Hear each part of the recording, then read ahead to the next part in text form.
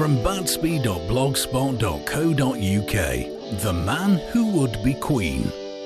I see the man who wasn't going to intervene has intervened, and he chose the Queen's birthday to say that her days and those of her ilk are numbered. Can we get a big, slow hand clap for Barry over here? Over here?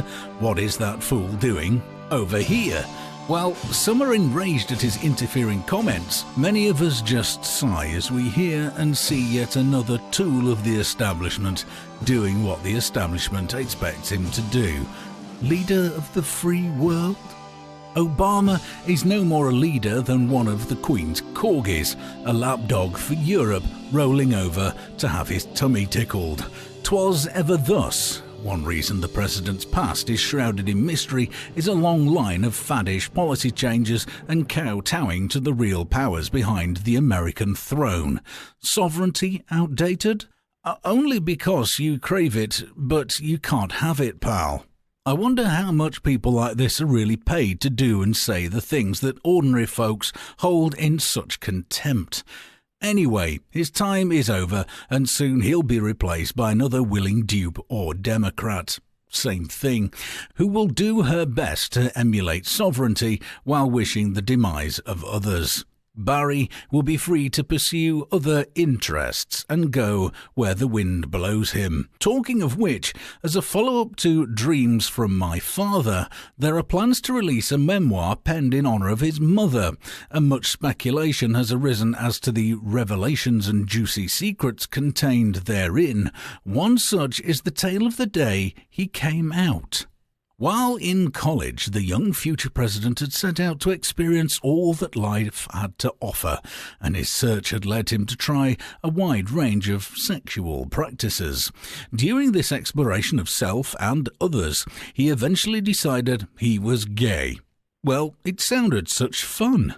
After a few exploits with other such broad-minded young liberals, he decided to try another life-shaping experience, taking the plunge and tell his mother. He found her, as was usual, in the kitchen cooking dinner.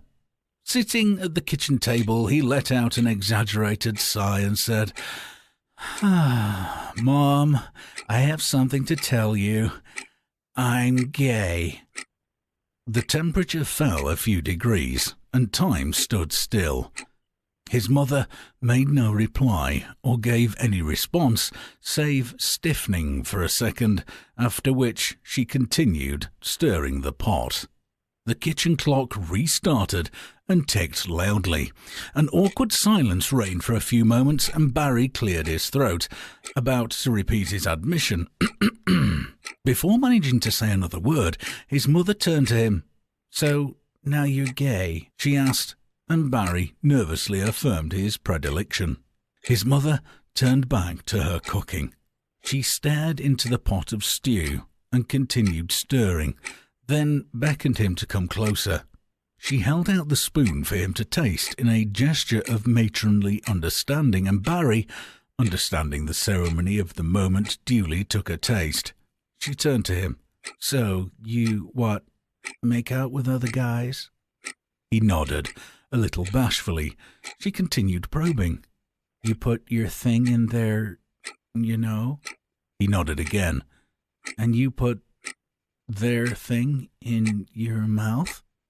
Again he nodded, whereupon his mother whirled around, whacked him hard over the head with the spoon and yelled, "Don't you ever complain about my cooking again!"